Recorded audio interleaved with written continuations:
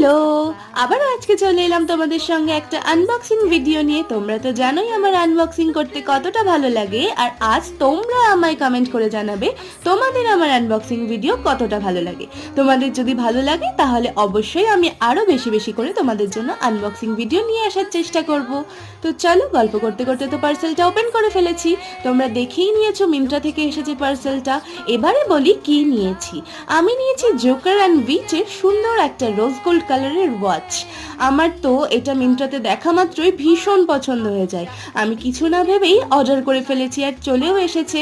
আমার এটা বেশি পছন্দ হওয়ার কারণ এই সুন্দর বেল্টের ডিটেলসটা আমার ভীষণ ক্লাসিক লেগেছে।